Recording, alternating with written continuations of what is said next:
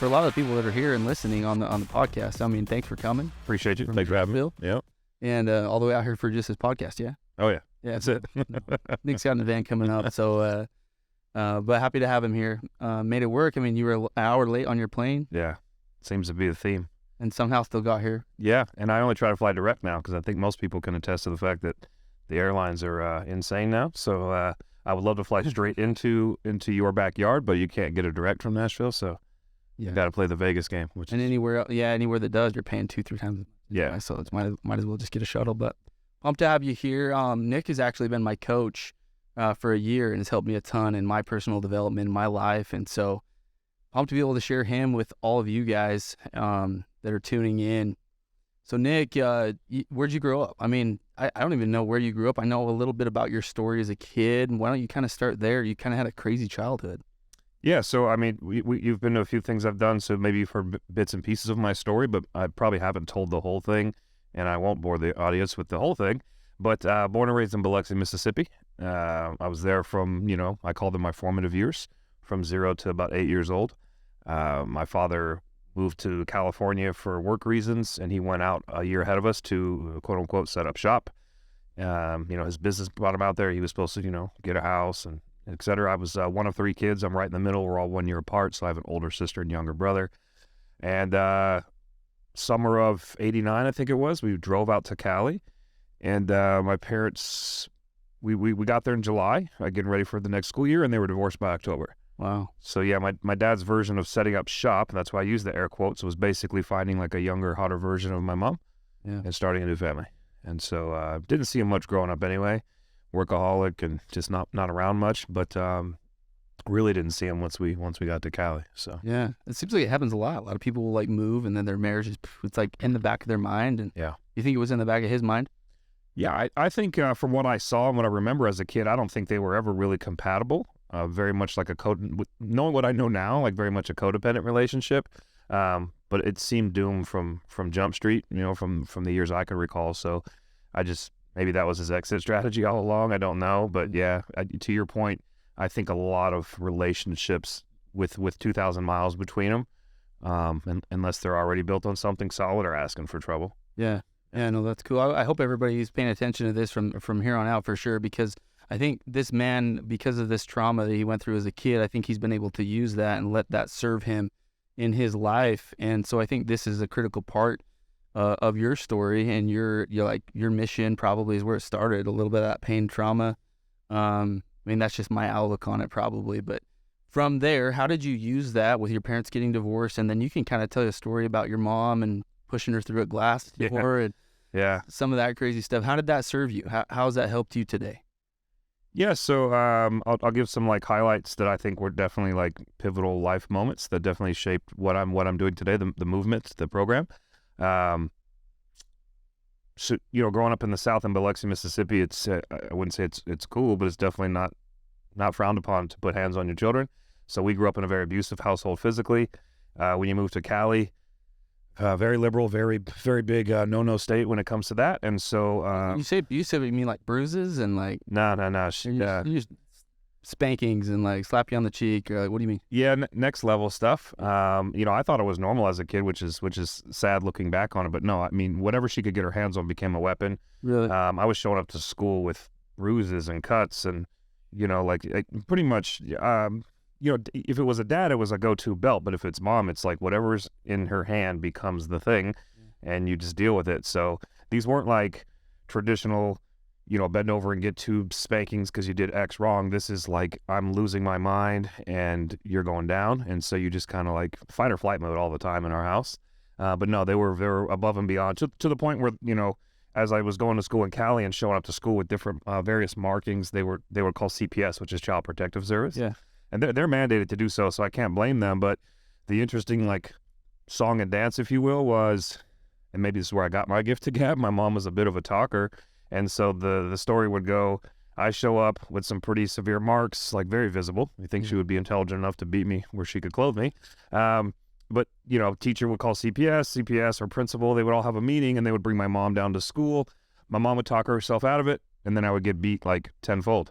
And so there was points where I was like pleading to my teachers, like, Don't bring my mom. Please stop. Like, yeah, I don't think you guys understand how this works. You guys aren't doing anything permanent or effective other than like working her up, and then it looks like I'm running and tattling or what have you. And so how old are you at this point?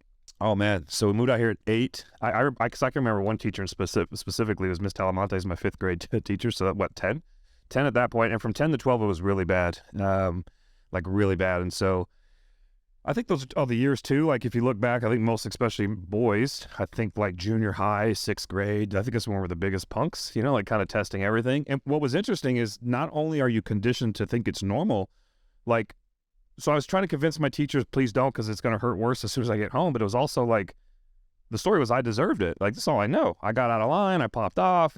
And mind you, like, I was a straight A kid my whole life. I played sports. I've never done drugs. Like, I don't have a lot of those. I've never video gamed or vaped, or like, I didn't have any vices. And so that's how normal we thought it was. We thought if a chore wasn't done, that's the extent you should be physically abused. And so there was just, you know, and this isn't just me, this is all 3 of us, you know, my brother and sister included. So yeah, it's just, if you're conditioned at a young age, that just becomes all you know, to the point where I was defending my mother, not only to not get more physical abuse, but like, I just thought that's how it goes. Yeah. So this is happening when you're 10, 12 is when, like the height of it. But then there was a time where you actually left home and you were homeless for a while. That was 16? 14. 14. Yeah, 14. Yeah, 14, 15. Yeah. Yeah. So I, you know, like most young men, hit puberty, got a little, you know, my first chest hair maybe, I don't know what it was, but I started, it was interesting because at this time, my brother had already started hanging out with my dad a little more. He was a couple cities away, again, started a new family, but it was my mom and my sister and I, and we had this little 2-bedroom apartment. My mom was never there, and we had like a detached garage, you know, and so I saved up whatever. I was a bit of a hustler, so I had all these little side hustles, and I bought this like all-in-one like piece of, can I cuss on your podcast? Sure. Okay, piece of crap, fitness like machine, all in one. And from like 13 to like 14, I worked out every day, sometimes twice a day. That was just like my outlet. I did not want to be inside of like my 4 walls. So I went out to this little detached garage in this apartment in Reno Valley, California, and I just worked out on this like all-in-one, get it done machine. And just, you know, puberty and a couple muscles, and my mom went to put hands on me, and I had had enough. And I defended myself pretty violently, I guess, and pushed her through a sliding glass door. And the next day she left a note and walked away from everybody. And the note, I don't remember word for word, but it was something to the effect of like, Nicholas, my full name, has shown me that I can no longer discipline you guys. Rent's paid for a month. We were, you know, a month to month in an apartment, and there's some groceries, and I'm out. And she just like walked away from all her babies. And 3 of you. Yeah, 3 of us. Like I said, my brother was like kind of off and on, like staying at my dad's, trying to figure out where he wanted to go to school. So he wasn't around as much, but it was definitely, you know, all 3 of us were like, okay, mom's gone and dad's been gone, you know? So, so yeah, I lived out of it. And when I say homeless, I do want to like, I don't know where I'm looking, but, not, you know, there was nights on park benches, nights on curbs and that, but a lot of it was like, I call myself a professional couch surfer. Yeah. Again, I had a bit of a gift to gab by now. I had some friends.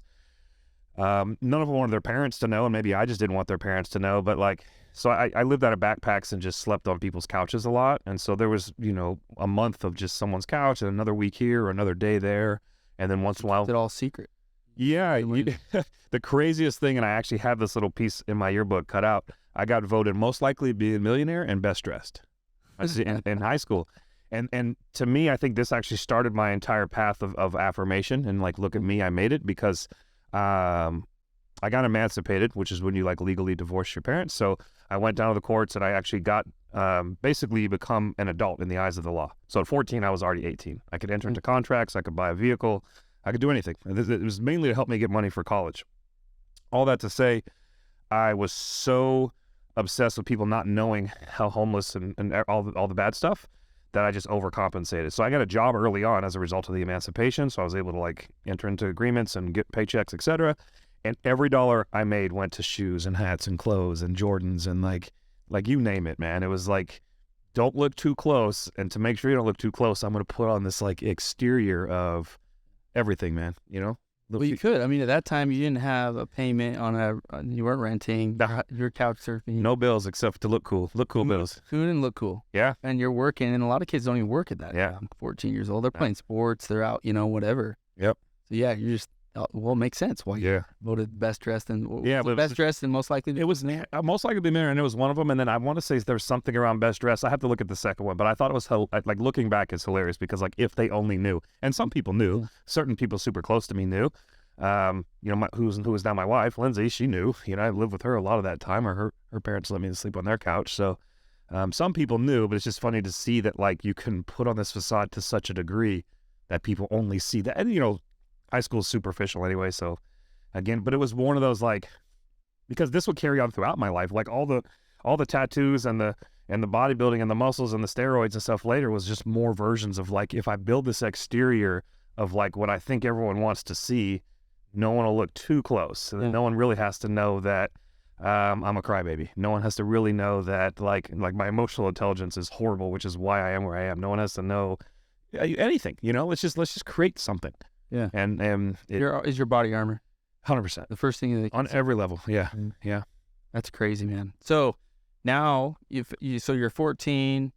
A couple of years go by, so you meet Lindsay, who's your wife now. And then when did you guys get married?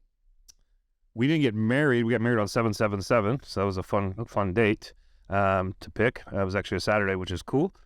But we had known each other prior to even any of that. We've known each other since 6th grade. She was in 6th, I was in 7th, so we're 1 year apart. And then we started dating my junior year in high school. Like I said, a lot of those nights on couches were in her couch and in her bedroom if I could get out fast enough without her mom knowing and back to the couch. But yeah, it was, we started like officially dating junior year in high school, and we've been together since, so 24 years. Crazy. Yeah, crazy. Yeah. Then you have 3 kids? 3 babies, yeah. 3 kids, one's playing soccer, I know. Yeah. The other 2 girls going to college, one's in Bama.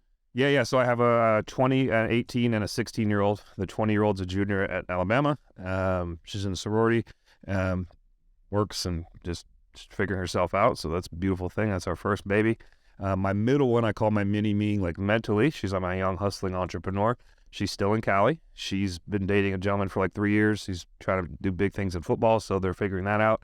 So I wouldn't even call it a gap year. She flat out said, Dad, you spent $200,000 on Tenley's education. Can I have $200,000 to start a company? So she's like, wants nothing to do with college. She wants to be an entrepreneur, so I love that. And then my little man, my dude, so 2 girls and the boy is 16, and he's with us still in Nashville. And yeah, he plays soccer. And can he go pro? Yep. Yeah, he can go pro tomorrow. Does he want it? I don't know. MLS is not the route he wants, so we'd love to see him in Europe, but we'll see what that looks like. So he's my soccer stud and straight A kid, great kid. So we're all good. They're all like straight A crazy kids. Yeah, we love your family for sure. It's been fun to be able to follow you for the last year and be able to get to know some of them. I don't know your kids, but obviously Lindsay and yourself. And when I met you a year ago, I remember the first thing that struck me about you is you were a big guy. You have a deep voice. You come off as very especially at your events, you come off as very commanding. And there's this little bit of like, whoa, take back. Like, who is this guy that's barking at me in my face? And then you get to know you and then behind the scenes, and you're actually one of the most vulnerable people I've ever met. And one of the things that you shared with us there at the mastermind, just with your relationship with you and your wife, I mean, it really it helped me, especially being in Utah. There's so many people that aren't willing to share, the real stuff. The real stuff. The stuff that matters. What actually happens, And so it's funny because you talk about how, you put on this presence as a kid and you wanted to look a certain way, and you wanted to have a perspective, like people perceive you a certain way, and you did everything that you could to have people perceive you that way.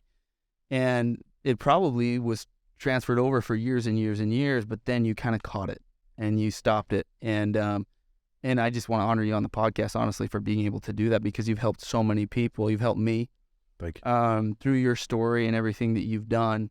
But maybe as much as you're willing to, I mean, if you want to share some of that story just to be able to help whoever, I mean, I think it's a really cool story.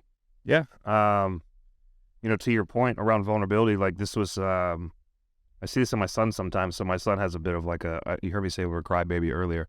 I don't know that I'm a crybaby, but I'm definitely I have these 2 massive extremes where I'm either like sobbing or like flipping over tables, so I'm trying to find that middle ground sometimes.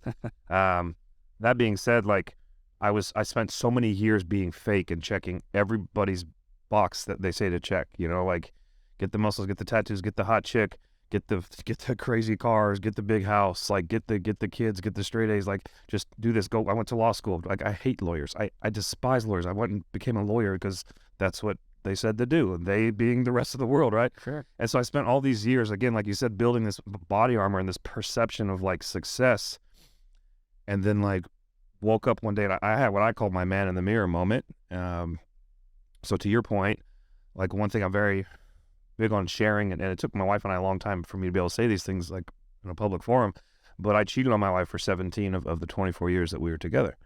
I lost my virginity to my wife, and so like that was one of many stories around like, oh, is she the one? Like, I don't know. I've never been with another girl. Went away to college. She didn't come with me. Like you name it. Like I worked at a gym. I worked at LA Fitness for 5 or 6 years as a personal trainer, and then worked my way up to management. So I just, obviously put myself in situations to test that. But yeah, I was that guy. Like I always made a ton of money, and I always, was, again, the gift of gab probably got me in more trouble than anything, but just constantly putting myself in positions where that was even an option for me, and then exercising that option. And then the worst thing was then justifying it, like actually having the story that like, I'm not getting it at home, or, inside of my four walls in my house, I wasn't receiving what I wanted. And what was crazy thing about like the girls and the sex is it wasn't about the sex. And I know people probably hear that a lot, or they're probably shaking their head right now. Like it was literally another version of affirmation. It was another person telling me I'm awesome. Because a lot of these are just new relationships whereby the girl, like, I was the man. I was the effing man, and that's all I wanted to hear. And that was the hit that you wanted. That was the dopamine. Yep. Like if this girl just like worships the ground I walk on, and in a month or two that's over, then I'm probably going to find another one, because somebody has to tell me I'm awesome, because I'm not hearing it enough, and that's a problem for me. Do you think some of that came from the fact that you didn't get that as a kid from your parents? 100%. I can tell you right now, like I'm 42 years old, and a lot of these tools that I preach and teach and use, like I'm about 5 years into like learning them, and obviously I'm a perpetual student, like constantly still using and fine tuning them. But my kids still react weird to like hugs and I love you, like right now. My 16-year-old not so much, because he's been around it young enough now. But like the two that went away, like my older girls especially, like when all this came out, which is about 5 years ago, they were at an age where they were dating. Like they hated my guts, and they never got enough I love yous or affection inside of the house. For my wife, yes, but for me, no. And so all that to say, like, this is 100% related to like, I'm just seeking it everywhere because I'm not getting it. Yeah. And so where else can I find it? And right. So like, it was funny because I used to always be very proud of not being an addict. Because again, I can count on one hand how many times I've been drunk. I don't do any drugs. I was like really straight edge. I was actually in like a punk and like ska band that was cool when I was in high school. And we all used to walk around with black X's on our hands. It stood for straight edge, meaning like we don't do anything. We were like, it was like Christian rock basically. Point being, I was proud of, like, it was like a badge of honor. Like, I'm not an addict. I don't gamble. I don't game. I don't do drugs. I don't do this. But I've always been addicted to affirmation. Yeah. I'm addicted to, dude, the last few cars I've had, I haven't had a car under 200 grand. I don't know how long. Yeah. And for what? Because even those weren't about getting girls. Like the biggest thrill I got from buying a $200,000 car was some douchebag similar to me pulling up at a light, maybe even a younger kid, and being like, yeah, brother, that's a sick car.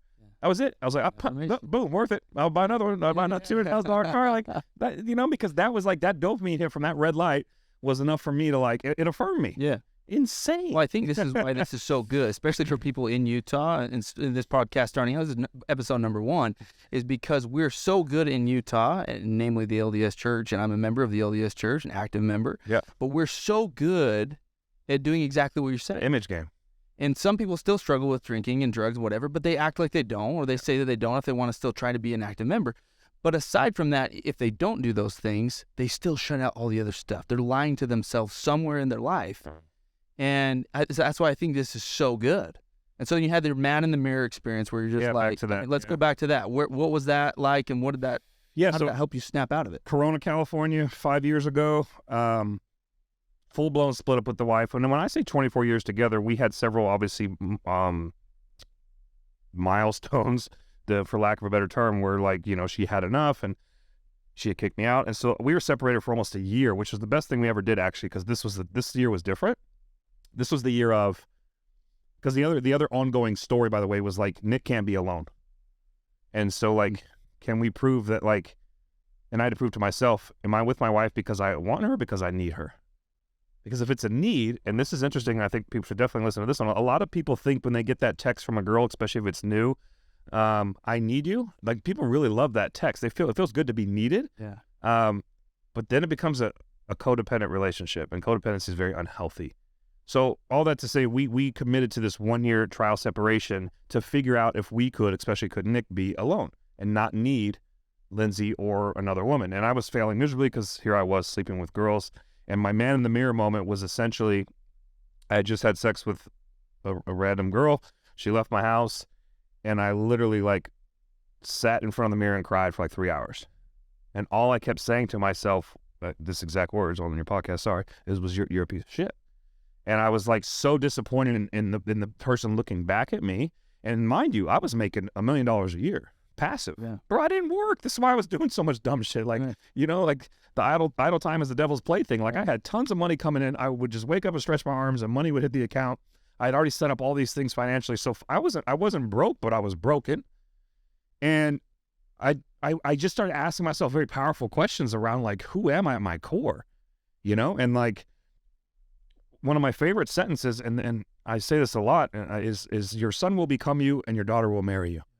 And when I started applying that logic to that person in that mirror, like, no way. You know, because I think we all can walk around and talk the talk, and we want to teach our kids this, and you need to go to the church, and you need to serve and do all these things, but we're not living that. Right. And so it's one thing to say it, but, like, most of us aren't displaying it. We're just saying it. And so, like, the kids watch, the kids see everything you do. Do you get up early? How do you treat your wife? Do you court her? Do you date her? How do you treat others? How do you serve? Do you go to church? Like, I just feel like a lot of parents, if they actually said, whoa, like, my son is going to become a version of me. And if I'm not happy with who I am right now, I better get to work. And what's more frightening is the daughter. When I had 2 daughters, right? This time they were teenagers dating. My daughters are going to marry a version of their dad because that's all they know. I've taught them everything it is to be in a relationship, everything it is to court their wife, their mom, my wife, just everything, right? And so, like, I could tell you right now, perfect example. Both of my daughters were dating at the time when all this was going down. Both of them were cheated on at some point, which is very common for dudes, and I'm not giving them an out, but we know that, right? What do you think happened? Both of them took their boyfriends back. Why? Because mommy did it. Because that's all dad did. I had created the same rule of thumb for them, the same perpetual nightmare around, like, guys just cheat. That's what guys do. And moms are supposed to take them back. Girls are supposed to take them back. It's what's sweeping under the rug. So I literally subconsciously set my daughter, with my own selfish actions, I set my 2 daughters up for perpetual heartbreak. Like, Just passing it along. it's insane. Yeah. Yeah, exactly. So, like, this is another big thing I say a lot, which is trauma can either be transformed or transmitted. And I didn't have that man in the mirror moment yet, so I wasn't, like, actually processing my trauma, which was affirmation. So I had traumatic childhood, right? Leads to affirmation everywhere. Someone tell me I'm cool. Okay, girls, tell me I'm cool. Yeah. Right? Then just gets transmitted to my kids, because I don't want to transform it into something powerful. The fact that I can sit here on this podcast now and talk about how shitty I was to my wife and my daughters by default, and how we've now used this story to help 1 million dudes through infidelity, it doesn't have to be like a girl. It could just be a porn addiction. It could be, there's a million different ways that you could cheat on your wife, but there's other things that guys are doing, but it's not just cheating. It's any form of sedation. If you're checking out when you walk through your door, through your threshold, you're cheating your family. Yeah. If your thought right away isn't, what are my kids rushing me? Yeah. With them, my wife. If you're sedating in some other way, then you got to stop. And some of you are sedating just by being workaholics. Some of you just want to work 16-hour days. Yeah, it could just be that you're thinking about work. Yeah. Out the door. You don't want to face what you've created inside your 4 walls, which was me forever. You know? And the reality is, like, when dad gets home, he sets the tone. And so, like, I had a choice every day when I got home to change that narrative. Granted, it would have took time, but I just chose to continue to stay in my own story that I thought served me at the time, which is I make the money, everybody fall in line. Yeah. Those cleats, those private lessons, you know, that trip to Paris for school, like, that's all me. Yeah. I'll do me, you do you. I'm the best dad ever. I provide. Get out of here, man. Yeah. You know what I mean? So.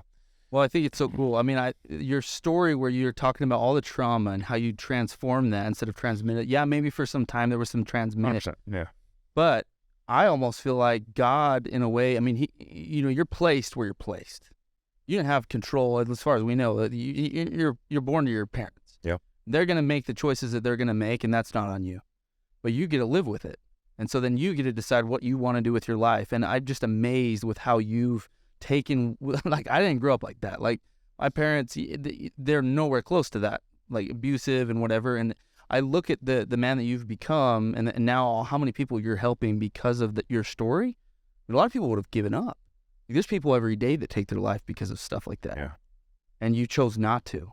And you chose to be able to take that, and now you're serving people. And I've told you this before, and I really believe it, that like your destiny, your purpose in life is to get as loud as you can, to be able to go and talk to as many people as you can, be able to share your story, because I really feel like people need to hear it.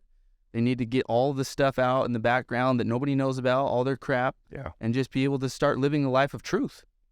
There's my word. You know that. My favorite word on the planet Earth. The one word that changed my life. So you look on my social, I've had it tattooed wherever I can. Like, if everybody just woke up and just was brutally honest with the world, and more importantly themselves, like, everything changes. Yeah. And I don't think people understand how hard that is. Like, just listen to this right now. If we say the word truth enough, you'll start to think about areas in your life maybe you're not being truthful, and then 9 times out of 10 people will just kind of, like, again, sweep that under the rug or pretend it doesn't exist, or create or manufacture a story that allows them to not face that truth. And to me, if we go back to my man in the mirror moment, what really changed for me was that was like the fulcrum, which led to a good buddy who was a soccer dad friend of mine, right, saying, like, hey, I've been watching you go through this. I know you guys have been separated because you guys are showing up to games differently. Like, it's pretty obvious your wife and whatever. I got invited to this thing. It's a little too aggressive for me, but I think it's right up your alley. You should go check it out. And at the time, like, if you would have told me, like, Tony Robbins, or, like, if you would have said personal development to me, I'd probably slap you upside your head. Like, this is all woo-woo. This is all, doesn't make sense to me. You guys are all weirdos. And I went to this event, and one man said one sentence from one stage, and it changed everything. And every podcast I want to say the same sentence. It's probably getting old, but, like, this is the sentence. In a world full of liars, the truth is a declaration of war. And I wrote that down, and then I drafted what I call the truth agreement. I was a lawyer at the time, and I wrote this document where I basically promised myself, not anyone else, this wasn't for my wife or my kids, this was for me, I will never tell a lie ever again. And part of that commitment to truth, to the truth agreement, was not only will I never tell a lie moving forward, this has been 5 years now, but if anyone asks me anything, like, I'm going to tell them, you know? And so this is literally what saved my marriage, was this one concept, because my wife, and they think they know, but they don't know everything. And so, like, what we found, and again, we walked a lot of married couples through infidelity, is the women always want some version of closure, because the reality is the version of events going through their head is usually 10x worse than what really happened, or maybe is still happening. And so when they don't have closure and they get to play their own little, like, film, this loop in their head, it destroys them, and they have these good days and bad days, and more often they're bad. All that to say, they want what we call the conversation, and that conversation really is like, it's this, for me, it was a Tyson fight. It was the saddest, it was the hardest thing I ever did, because my wife is asking me questions around positions and dates and locations, and did you sleep with her in my bed, and did you sleep with the neighbor? Like, she's just, like, going on and on about stuff that I'm like, in my head, I'm like, why would anybody want to know this? Like, this is painful. But I had made a promise to myself, and I prefaced the conversation with that, like, whatever you want to know, if this is a 5-hour conversation, whatever it is, I deserve it. Let's get it all out, and then you can make the decision with all the facts under the sun, whether or not we should move forward together as a couple, or we're done, right?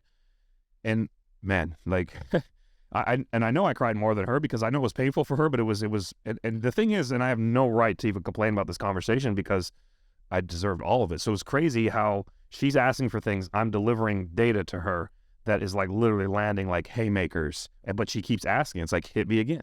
Yeah. No, hit me again. Yeah. Hit me harder. Hit me again. Like, she just wants all this data that I'm, like, blown away about.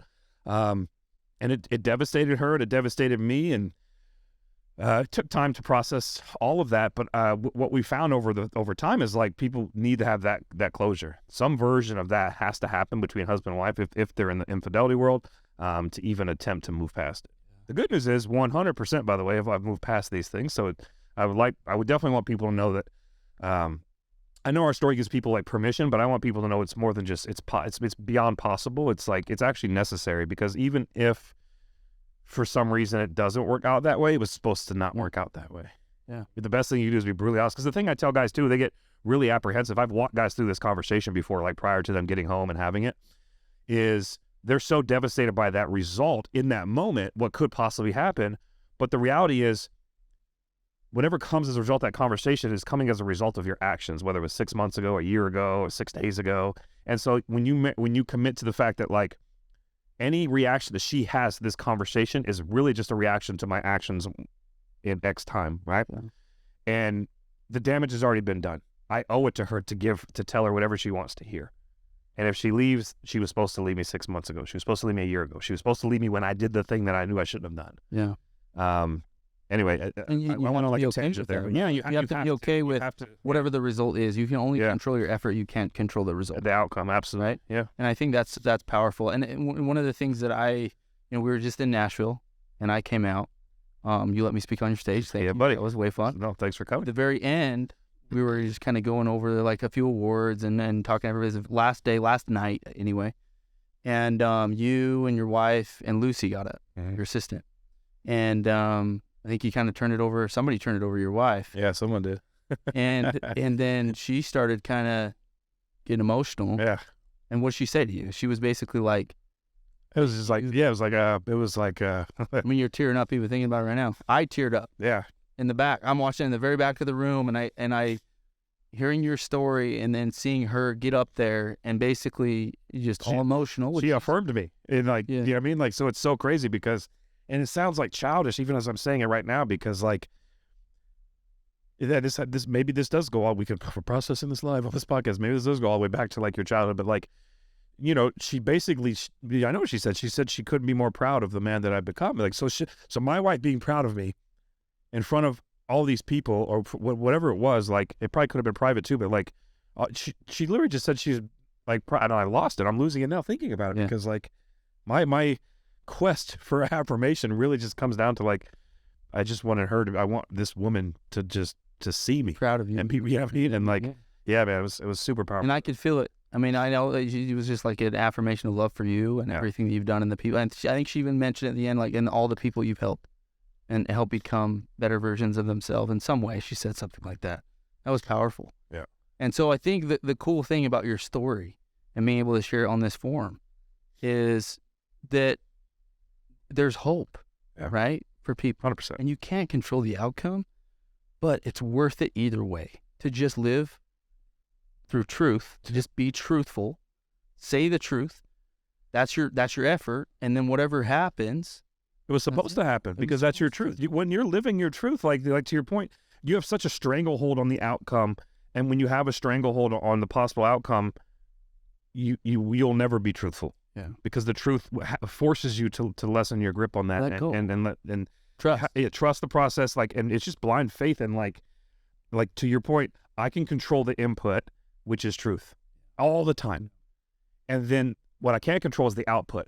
But if the input is always truth, the output is going to be exactly what it's supposed to be. Yeah. It's going to be exactly, and I might not agree with it every time. But if I always agree with what I'm bringing to the table, which is truth, like, and I don't try to have this tight grip on what the result or the outcome is, like why else would you live? Like, I can't explain, and this is like, one of my biggest challenges to my men is like, just try to go 30 days. Like, you see me wear this a lot, and you see me do this a lot too. Go 30 days of your life, don't lie about anything. Don't even lie about what the scale said. Don't lie about how much you ate. Don't put something wrong in if you're tracking your macros. Don't tell your wife. Finite. Yeah, like if you say I love you and your wife doesn't say it back, don't harbor resentment. Like, there's just all these little things that you can do around the word truth. Just live in pure truth. And I'm like on another level with it now, because my mission in life is just to shove truth in front of everyone's face and make them hold up a mirror and face their own. Yeah.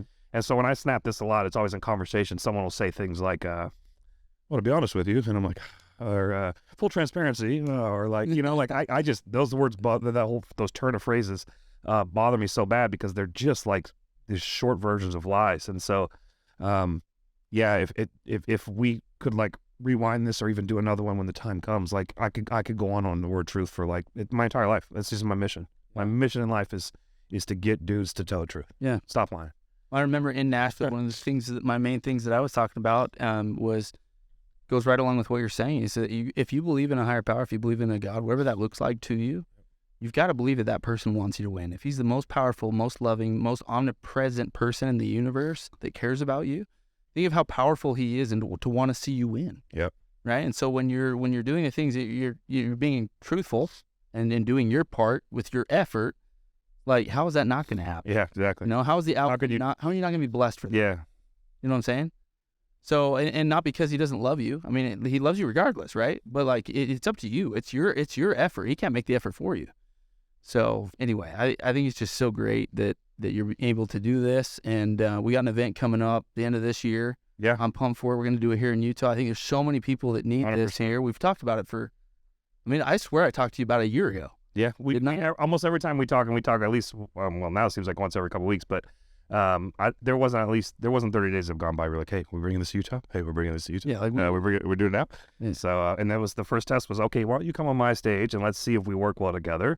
And if that goes well, then I'll come to Utah, which is exactly why I'm here right now. And we'll map out some locations and we'll do the logistics and we'll rally the troops. And I think July might be another Nashville one, but I think we're looking at September for Utah, if not sooner. So yeah, I think, it's 100% coming. So yeah. Yeah.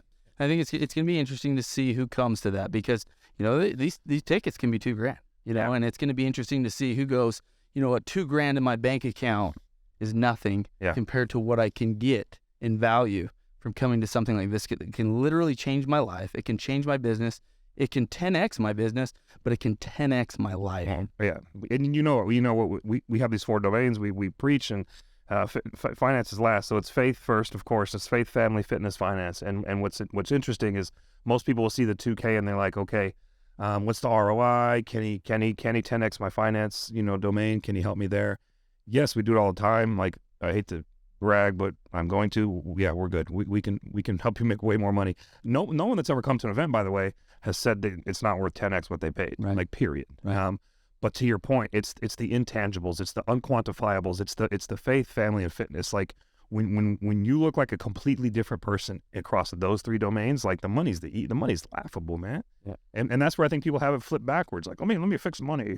Let me fix money and the rest will fall in line. Like, that was that guy forever. Yeah. I make $1 million. I'm the man. Oh, I'm not the man anymore? Let me go find someone that tells me I'm the man. Make more money, get more muscles, more tattoos, more cars.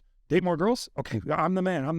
It's layers and layers and layers of shells. Yeah. And money is that for a lot of people. Yeah. I remember at your event a year ago when I was trying to decide whether I wanted to continue with coaching month to month with you. Yep. And that ticket, all up front, was $30K at the time. Yep. And if you want to go month to month, it's $36K. And I remember thinking, hey, that's a lot of money. It's a decent amount of money for anybody.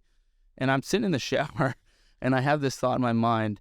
Rising tides raise all ships. It's a common phrase, but it just hit me. It hit me different this time because I thought of a family tree in my mind. And I thought of me and my family.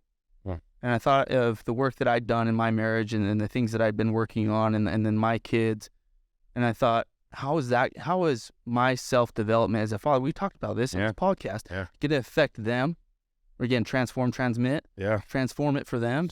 And then you think of the tree, their spouses, their kids. It's a drop in the bucket. Their grandkids. Yeah. Their great-grandkids. How could I not spend the money to be able to go and do that self-work? And for everybody listening, I swear to you, like, I'm going to beat you if you don't, like, just at least open your mind to the fact that this life is not about the money that you make, the money that you have in your bank account. It's about the things that you learn, the people that you meet, the places you go, the books that you read. The self-development is what you get to take with you. So what good is the money sitting in your bank account anyway? And that's the thought that I had, is I want to let this money go, and I want to get the freaking highest ROI out of anybody else. And thankfully, I mean, I believed in you, and you've delivered, and it's been awesome, this ride for the last year. And anyway, just want to bring that to other people. And I'll say this, not only have, and I appreciate you saying we've delivered, but we can only deliver for those that show up and do the work. Yeah. And you have been 100%. like the quintessential, like, when I get to go home or when I have a staff meeting, I'm like, okay, who's like our guy? Who's our ideal member so that we can try to find more members like him, right? And there's about 3 of you out of 51, unfortunately. But you're on that list for a reason. And what's beautiful about when you talk about the family tree dynamic and how, like, okay, 30K, we wrestled with it, but then it made sense, is not only is it affecting your tree, but what we're bringing to Utah as a result of your commitment to wanting to, you know, I joke about this all the time, but people ask what I do. I was like, I just help dudes be better dudes. Yeah. You know, so like we're going to just bring to Utah through you, because I don't have time to live out here. I don't live out here, but through your commitment to yourself for a year doing the work, another 8-9 months learning how to teach this, and then it's going to basically be another year in what I call the lead mode, right? There's learning it, then living it. You've been doing that. Now you're leading it. All that to say, the 30 grand is going to now compound interest and ripple effect and butterfly effect, if you like that one, all and reverberate through St. George and through other places in Utah. And all the surrounding and so like sure. that's what I'm excited about, because I don't have I'm only one dude, and if I can help. Do I want to help a million people? Yeah, but what I really am, what's logistically possible is maybe over the course of my time I help 100 dudes, and then those 100 dudes go help 100 dudes, and then those 100 dudes go help 100 dudes. Like that's the only way we make this thing make sense. Yeah, you know branch out like a tree. Yeah, for sure. And so, you know, to like kind of put a bow on what you were describing earlier, I think where a lot of guys go wrong is they're chasing this concept of generational wealth, but at the same time sacrificing generational health. And I think that's like the big issue there. You know what I mean? Yep. Oh, that's powerful. Dude, thanks so much for coming on. Thanks for being able to just pour into the podcast, pour into people that are going to listen. Thanks for having me. And where do people find you? How do they find you? Eric's going to yell at me for this because I'm horrible at this. He has to plug me. He's getting better. I'm getting better. Reprogram.ai. It's kind of like a landing page because we're very event-centric right now, but it'll get you to me. I'm easy to find. I would actually suggest if you want to jump on like my social and book this thing called Whiteboard Wednesdays. I used to charge a lot of money for these, but I'm at a point right now where I just want to help the world. And so you can have an hour with me and we can whiteboard and we solve some pretty major problems. Like, yeah, we can stay in the finance world if that's your MO, but I'm going to crack you open sooner than later, and then we'll get into the other 3 Fs and do the real work.